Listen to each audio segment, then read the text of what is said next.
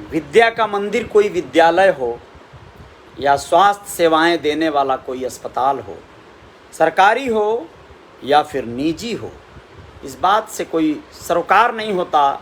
सरोकार ये होता है कि वह आपको सेवाएं दे रहा है या फिर कहीं आपको मौत की कगार पे तो नहीं लेके जा रहा है।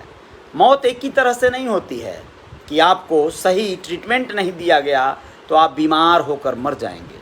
मौत इस तरह से भी दी जाती है कि अगर आपकी बीमारी के इलाज के एवज में आपसे इतने रुपए ऐंठ लिए जाएं जितना देने की क्षमता आपकी नहीं है, जितनी औकात आपकी नहीं है, तो सोचिए आप तो सदमे से मर जाएंगे।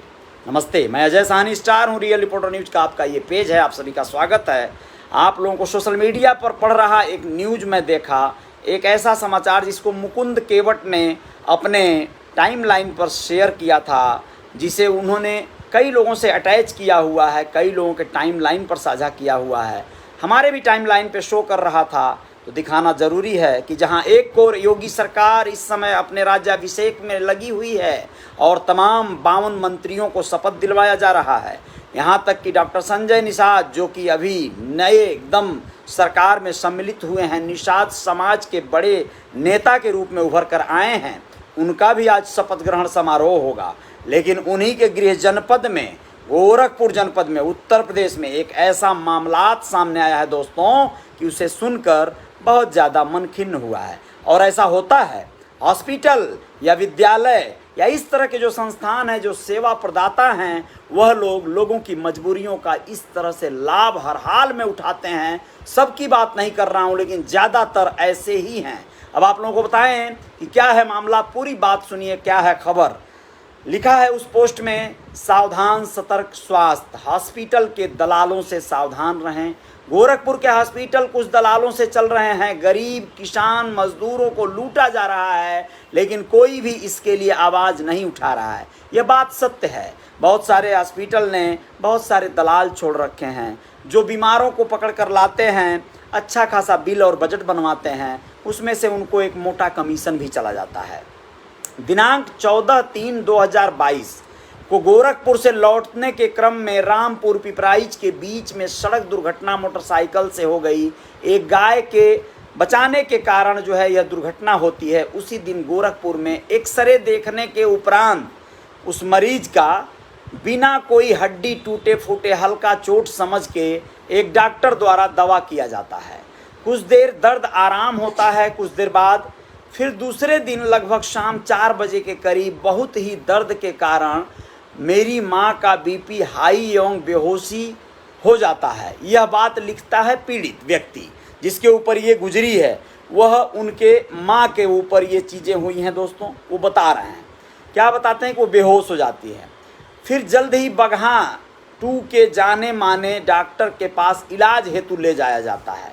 उनके देखने समझने के बाद उनके द्वारा गोरखपुर के जीवन हॉस्पिटल, जीवनदीप हॉस्पिटल बल्कि है ये, में रेफर कर दिया जाता है।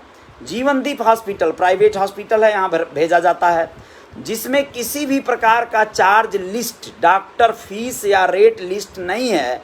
रास्ते में हॉस्पिटल के मैनेजर द्वारा बार बार अपडेट लिया जा रहा था कि कहाँ तक पहुँचे हैं, कब तक पहुँचना है। यानी मरीजों से लगातार कम्युनिकेशन जो है वहाँ का मैनेजर बनाए हुए था, कहाँ तक पहुँचे हैं, जल्दी आइए, आपके लिए सब कुछ रेडी है। पहुँचने के बाद मरीज को स्ट्रेचर द्वारा आईसीयू में भर्ती कर लिया जाता है और मैनेजर द्वारा कैश काउंटर पे 500 रुपये रजिस्ट्रेशन शुल्क के रूप में वसूला जाता है। 500 रुपये, सोचिएगा। फिर 6000 रुपये का दवा फार्मेसी से लेने के लिए बोला जाता है। 6000 रुपये की दवा लिख दी जाती है। जांच हेतु सीटी स्कैन, एक्सरे, एमआरआई सब भेज दिया गया। रिपोर्ट आने के बाद डॉक्टर के द्वारा बताया गया कि कोई भी हड्डी नहीं टूटी है और सिर्फ चोट आया हुआ है। एमआरआई भी हो गया, एक्सरे भी हो गया। सबके बाद बताया गया कि चलो कोई हड्डी नहीं टूटी है। आसानी से लोग जो है बड़ा खुश हो जाते हैं, चलिए ठीक है, आराम हो जाएगा। फिर लगातार 2 दिन में ही मरीज को ठीक होने के बाद प्रयास किया गया कि दूसरे दिन ही आईसीयू से जनरल वार्ड में उनको ला लिया जाए, लेकिन पैसा लूटने के चक्कर में बताया जाता है कि नहीं, आईसीयू में रहने दिया जाए, नहीं तो मामला गंभीर हो सकता है। और 3 दिन आईसीयू में रखकर चौथे दिन का चार्ज लिया गया, 4 दिन का लिया गया और फिर 2 दिन जनरल वार्ड में रख दिया गया, यानी 4 दिन आईसीयू और 2 दिन जनरल वार्ड में, और लगातार 1,20,000 रुपये का दवा एवं आईसीयू जनरल बेड चार्ज मिलाकर 60,000, यानी कुल मिला जुलाकर 1,80,000 रुपया ले लिया गया। बाहर के दवा के दुकान से दवा नहीं लाने दिया जाता था, सिर्फ हॉस्पिटल के दुकान से ही दवा लेना है, ऐसा बोला जाता था, जिसका एमआरपी बाहर के दवा के दुकान से 4 गुना ज़्यादा है, क्योंकि दवा में भी कुछ कमीशन जुड़ा हुआ है हॉस्पिटल का। ज़्यादा मरीज डॉक्टर के रेफर करने एवं कमीशन खोरों दलालों के द्वारा भेजा जाता है। मैनेजर द्वारा treatment charge details, X-ray, invoice with GST मांगने पर मैनेजर भड़क जाता है और गार्ड को बुलाता है। भारत में सभी राज्यों के सरकार से हम यही चाहेंगे कि ऐसे हॉस्पिटलों पे जांच हो और कार्रवाई की जाए। यह बात वह पीड़ित व्यक्ति अपने पोस्ट में लिखा है। लोगों से हम यह भी अपील करेंगे कि इस प्रकार के हॉस्पिटल में न जाएं। इस प्रकार के किसी भी डॉक्टर के कहने पर किसी विशेष हॉस्पिटल में मरीज को भर्ती न करें। सबसे पहले जिस भी शहर में आप मरीज को ले जाना चाहते हैं उस शहर के उस प्रकार के डॉक्टर और हॉस्पिटल के बारे में अपने रिश्तेदार, दोस्त या अन्य लोगों से जानकारी लें या फिर सरकारी हॉस्पिटल में भर्ती करा दें, या सबसे पहले मरीज का हालत जाने एवं मरीज के स्थिति को जानने के बाद किसी अच्छे हॉस्पिटल या स्पेशलिस्ट डॉक्टर को दिखाएं जो ज़्यादा जानकारी रखते हों। जब एक छोटा मोटा दर्द के लिए 2 लाख तक मरीज से लिया जा सकता है तो समझिए अगर ऑपरेशन या अन्य बीमारी का इलाज हो तो कितना पैसा देना होगा। सतर्क रहें, अन्यथा आप भी हॉस्पिटल से लूट के शिकार हो जाएंगे। दोस्तों, उसने सिर्फ यह पोस्ट नहीं लिखा बल्कि उन्होंने आप लोगों को स्पष्ट बताना चाहेंगे, कुछ एक वीडियो उनके मोबाइल पे ही आप लोगों को दिखा देना चाहेंगे जिससे आप लोगों को पता चले कि यह किस तरह से जो है हुआ है मामला। पूरी बात को देखिए इस वीडियो में, ये खबर है और यह वीडियो जो है आप लोगों के सामने देखिए। जितना मतलब हम पैसा दिए हैं, जो जो काम हुआ है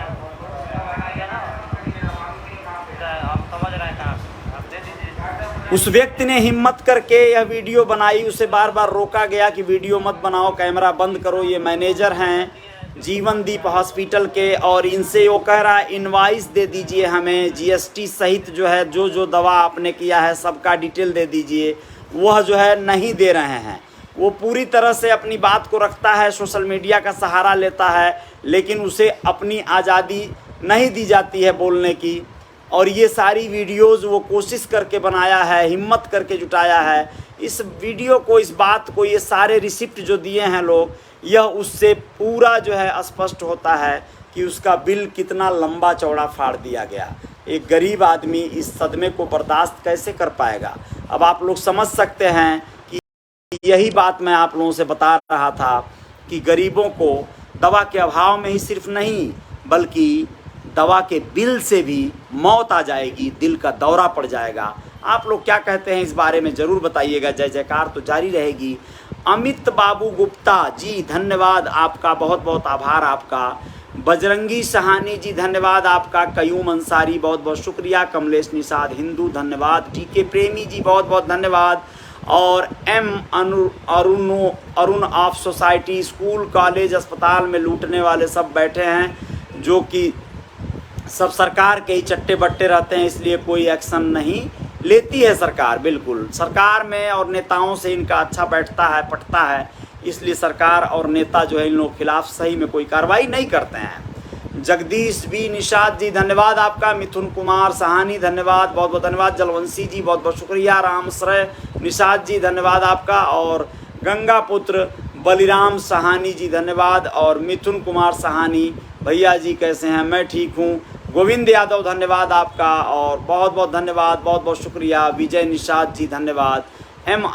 हाँ ठीक है, धन्यवाद आपका। भगवान दास निषाद जी धन्यवाद। यहाँ पर जो है अभी मैं 2 लोगों को यहाँ पर मैं रामाश्रय निषाद जी को और एक और महोदय हमारे मित्र हैं उनको मैं ब्लॉक कर दूंगा। बड़ी विनम्रता से, बड़े प्रेम से आप अपना कार्य कीजिएगा, कहीं और देखिएगा खबर। और जय जयकार जारी रखिएगा आप लोग। गुड्डू निषाद जी को भी जय हिंद, जय भारत, शुक्रिया।